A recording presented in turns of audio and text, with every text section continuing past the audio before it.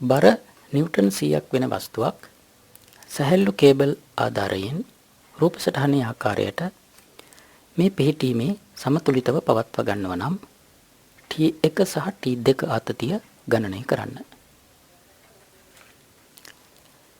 මේ සියලුම බලවල තිරස් සහ සිරස් සංරචක සැලකීමෙන් මේ ගැටලුව විසඳන්නට පුළුවන්. මෙහිදී ලාමීගේ ප්‍රමේයය භාවිතා කරලා මේ විසඳන ආකාරය සලකා බැලෙනවා. මේ රූප සටහනේ දැක්වෙන විදිහට F1, F2 සහ F3 බල තුනක් යටතේ යම් පද්ධතියක් සමතුලිතතාවයේ පවතින අවස්ථාවක් සලකමු. මේ බල ඒක කේන්ද්‍රීය බල තුනක්. F1 කියන බලයට පිටුපසින් තිබෙන කෝණය α1, F2 බලයට පිටුපසින් තිබෙන කෝණය α2, F3 බලයට පිටුපසින් තිබෙන කෝණය α3. ලාමීගේ ප්‍රමේයයෙන් කියන්නේ F1 බෙදීම sin α1, F2 බෙදීම sin α2, F3 බෙදීම sin α3 කියන අනුපාත එක සමාන වන බව.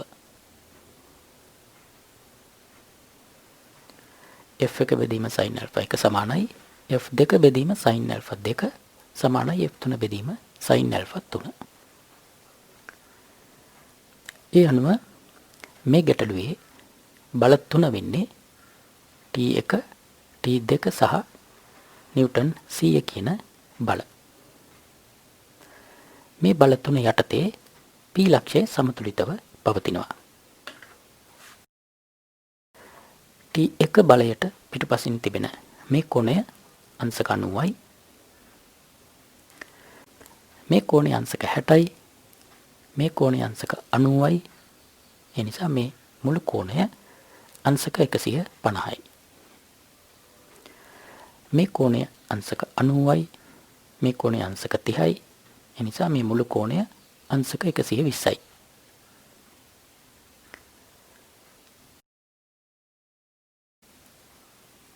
sin 90 අගය 1යි. sin 150 sin 180 ඍණ 30 විදිහට ප්‍රකාශ කරන්නට පුළුවන්.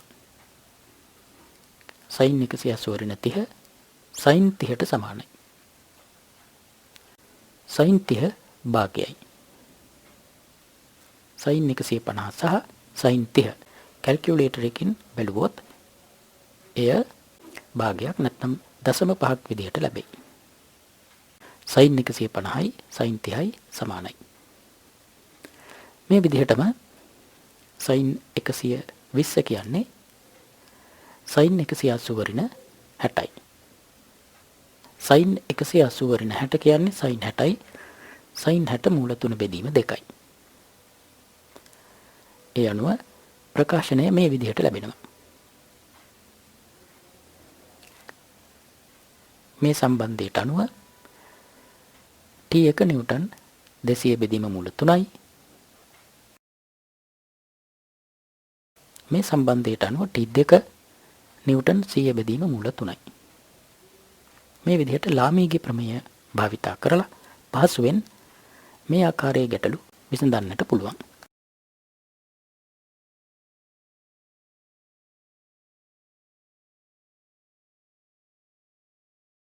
A, B සහ C කියන්නේ සැහැල්ලු නොයදෙන සුළු තන්තු තුනක්. 1 සහ 2 කියන්නේ සුමට කප්පි දෙකක්. රූප සටහනේ පෙන්වන විදිහට මේ කප්පි පද්ධතිය භාවිතා කරලා නිව්ටන් 1000ක බරක් ඒකාකාර ප්‍රවේගයකින් ඉහළට ඔසවනවා නම් මේ එක් එක් තන්තුවේ ආතතිය ගණනය කරන්න. නිව්ටන් 1000ක බරක් ඒකාකාර ප්‍රවේගයකින් ඉහළට ඔසවනවා නම් මේ එක් එක් තන්තුවේ ආතතිය ගණනය කරන්න. කැපිටල් A කියන තන්තුවේ ආතතිය T1, B තන්තුවේ ආතතිය T2, C තන්තුවේ ආතතිය T3 විදිහට සලකමු. සැහැල්ලු තන්තුවක් ඒ වගේම සුමට කප්පි පද්ධතියක් නිසා මේ තන්තුව පුරාම ආතතිය එක සමානයි. W වල නිදහස් බල සටහන ගත්තොත් බර නිව්ටන් 1000යි තන්තුවේ ආතතිය T3. මෙයට F සමානයි MA. සිරස්ව ඉහළට යෙදුවොත් බලය T3 ඍණ 1000යි. ස්කන්ධය M, ත්වරණය බිඳුවයි. ඒකාකාර ප්‍රවේගයක් නිසා ත්වරණය බිඳුවයි. ඒ නිසා T3 නිව්ටන් 1000යි. දෙවෙනි කප්පිය සඳහා නිදහස් බල සටහන සැලකුවොත් පහළ තියෙන තන්තුවෙන් එන ආතතිය T3, ඉහළ තන්තුවේ ආතතිය කප්පිය දෙපසින්ම T1 සහ T1. චලිතයට F සමානයි MA. සිරස්ව ඉහළට යෙදුවොත් බලය 2T1 ඍණ T3 සමානයි ස්කන්ධය M2 ත්වරණය බිඳුවයි. එනිසා T1 සමානයි T3 බෙදීම 2යි. T3 ගණනය කරා නිව්ටන් 1000යි. ඒ අනුව T1 නිව්ටන් 500යි. පළවෙනි කප්පියේ නිදහස් බල සටහන සැලකුවොත් ඉහළ තන්තුවේ ආතතිය T2යි. පහළ තන්තු වලින් දෙපසින් T1 සහ T1 2යි T1. මේ කප්පියේ චලිතයට F සමානයි MA. සිරස්ව ඉහළට යෙදුවොත් බලය T2 ඍණ 2යි T1 සමානයි ස්කන්ධය M1 ත්වරණය බිඳුවයි. ඒ නිසා T2 සමානයි 2යි T1. T1 Newton 500යි. ඒ නිසා T2 නිව්ටන් 10යි.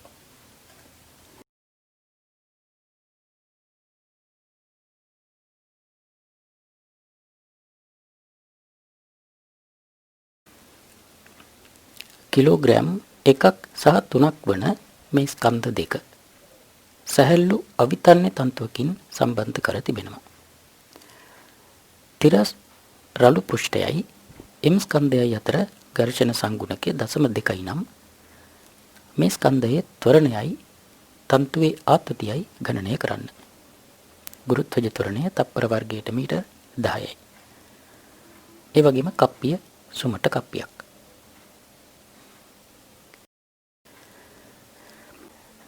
මේ ස්කන්ධයේ ත්වරණය සිම්පල් A. නොයදෙන සුළු තන්තුවක් නැත්නම් අවිතන්‍ය තන්තුවක් නිසා මේ ස්කන්ධයේ ත්වරණයත් සිම්පල් A. සුමට කප්පියක් නිසා කප්පිය දෙපස ආතතිය එක සමානයි. සැහැල්ලු තන්තුවක් නිසා තන්තුව පුරාම ආතතිය එක සමානයි. සිම්පල් M වලයි කැපිටල් M වලයි නිදහස් බල සටහන මේ විදිහට ලැබෙනවා. සිම්පල් M වල නිදහස් බල සටහන ගත්තොත් බර mg නිව්ටන් 10යි. තන්තුවේ ආතතිය T, අභිලම්බ ප්‍රතික්‍රියාව R, ඝර්ෂණ බලය Fr. ලිස්සන්නට පෙළඹෙන දිශාවට ප්‍රතිවිරුද්ධ දිශාවට. කැපිටල් M වල නිදහස් බල සටහන ගත්තොත් තන්තුවේ ආතතිය T, කැපිටල් M වල බර නිව්ටන් 30යි. කැපිටල් M වලට F සමානයි MA. සිරස්ව පහළට යොදනවා. බලය නිව්ටන් 30 ඍණ T. ස්කන්ධය කිලෝග්‍රෑම් 3යි. ත්වරණය A. පළවෙනි සමීකරණය. සිම්පල් M වලටත් F සමානයි MA. තිරස්ව යොදනවා.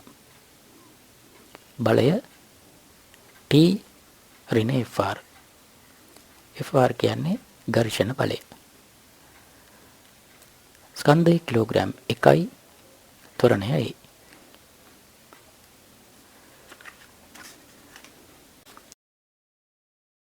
Fr සමානයි ඝර්ෂණ සංගුණකය මෙව් වැඩි කිරීම අභිලම්භ ප්‍රතික්‍රියාව R. මේ වස්තුවේ සිරස් සමතුලිතතාවයෙන් R සමානයි mg. R සමානයි mg. එනිසා ආදේශ කරොත් T ඍණ mu mg සමානයි A. mu 0.2 m කිලෝග්‍රෑම් 1යි ගුරුත්වජ ත්වරණය g තප්පර වර්ගයට මීටර් 10යි. දෙවෙනි සමීකරණය. මේ සමීකරණ දෙකෙන් ත්වරණයයි තන්තුවේ ආතතියයි ලබා ගන්නට පුළුවන්. සමීකරණ දෙක එකතු කර සුළු කරොත් ත්වරණය A තප්පර වර්ගයට මීටර් 7යි. මේ ත්වරණය දෙවෙනි සමීකරණයේ ආදේශ කරොත් ආතතිය T නිව්ටන් 9යි.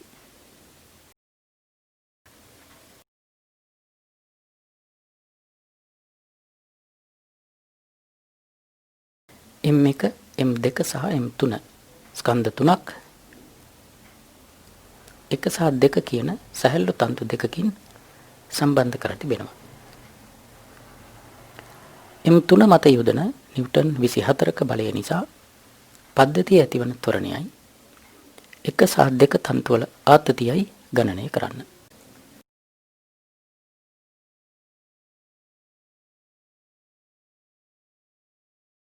පළවෙනි තන්තුවේ ආතතිය T1, දෙවෙනි තන්තුවේ ආතතිය T2, පද්ධතියේ ත්වරණය සිම්පල් A විදියට සලකමු.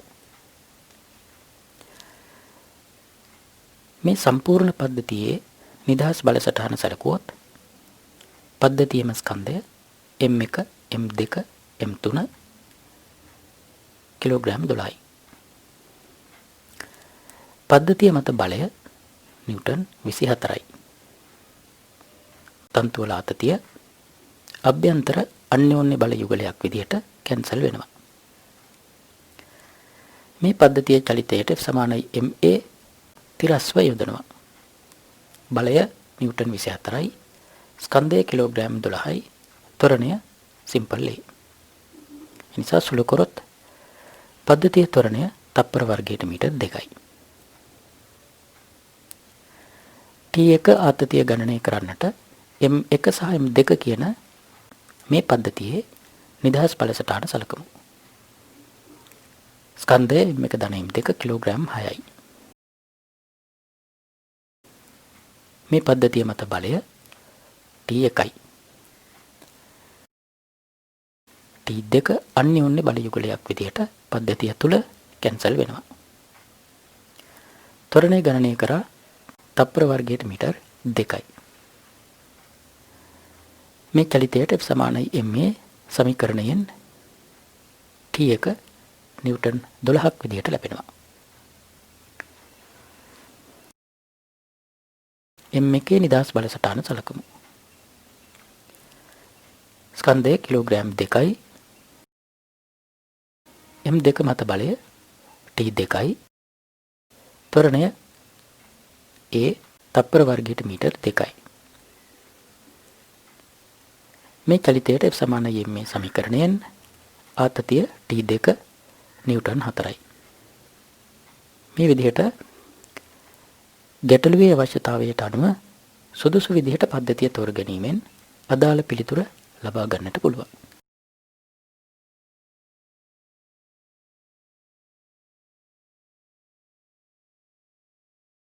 A, B, C ස්කන්ධ තුනක් රූපයේ දැක්වෙන විදිහට අවිතන්නේ සැහැල්ලු තන්තු වලින් සම්බන්ධ කරලා තිබෙනවා. ගුරුත්වජ ත්වරණය තප්පර වර්ගයට මීටර් 10යි නම් කැපිටල් A වල ත්වරණයයි එක් එක් තන්තුවේ ආතතියයි ගණනය කරන්න. කැපිටල් A වල ත්වරණය සිරස්ව ඉහළට සිම්පල් A නම් B වල ත්වරණයත් සිම්පල් A. අවිතන්‍ය තන්තුවක් නිසා.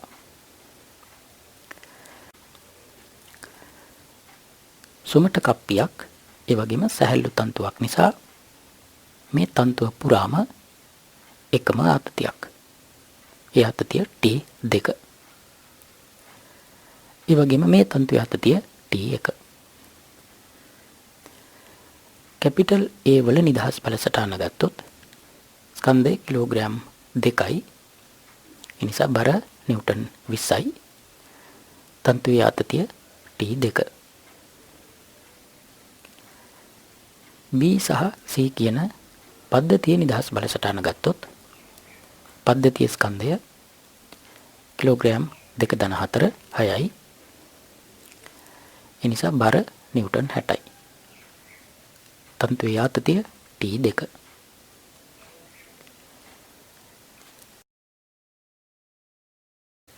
කැපිටල් A වල චලිතයට F සමානයි MA සිරස්ව ඉහළට යොදනවා.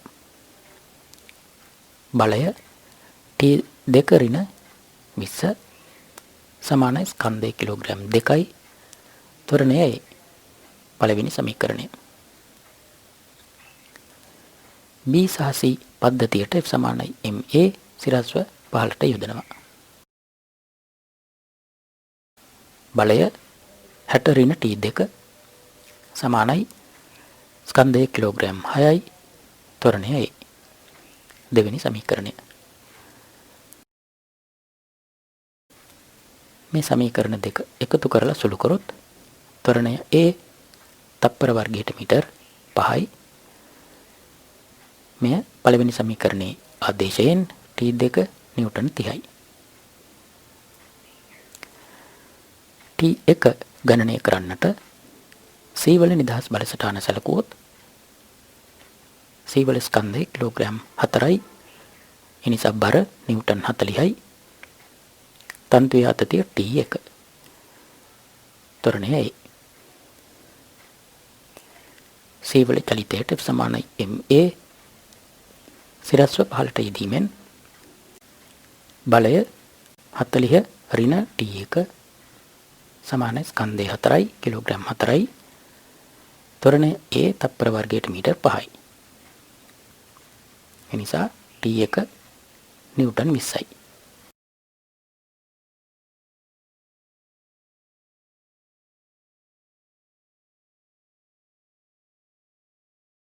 රූපයේ දැක්වෙන විදිහට මිනිසෙකුට තප්පර වර්ගයට මීටර් 2ක ත්වරණයකින් පහළට ඒමට නම් කඹය මත යෙදිය යුතු වන බලය සහ මේ කූඩුව මගින් මිනිසා මත ඇති කරන බලය ගණනය කරන්න. කඹය මත යෙදිය යුතු වන බලය සහ ඒ අවස්ථාවේදී කූඩුව මගින් මිනිසා මත ඇතිවන බලය ගණනය කරන්න. කූඩුවේ ස්කන්ධය කිලෝග්‍රෑම් 5යි. මිනිසාගේ ස්කන්ධය කිලෝග්‍රෑම් 145යි. ගුරුත්වජ ත්වරණය තප්පර වර්ගයට මීටර් 10යි.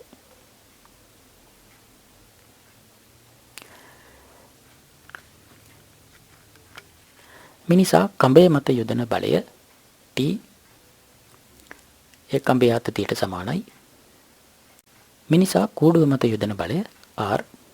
මිනිසා කූඩුවෙන් මිනිසා මත යොදන බලයත් R. මිනිසා සහ කූඩුව කියන පද්ධතියේ නිදහස් බල සටහන මේ විදිහට ලැබෙනවා. පද්ධතියේම ස්කන්ධය මිනිසාගේ ස්කන්ධය කිලෝග්‍රෑම් 145 ධන කූඩුවේ ස්කන්ධය කිලෝග්‍රෑම් 5 කිලෝග්‍රෑම් 150යි. ඒ නිසා පද්ධතියේ බර නිව්ටන් 1500යි. කඹේ දෙකළවරින්ම පද්ධතිය මත යෙදෙන බලය 2T. මේ පද්ධතියට F සමානයි MA සිරස්ව පහළට යොදනවා. බලය 1500යි නිව්ටන් 1500 ඍණ 2T. ස්කන්ධය කිලෝග්‍රෑම් 150යි. ත්වරණය තප්පර වර්ගයට මීටර් 2යි. සුළු කරොත් ආතතිය T නිව්ටන් 600යි. මිනිසා කඹය මත යෙදිය යුතු බලය නිව්ටන් 600යි.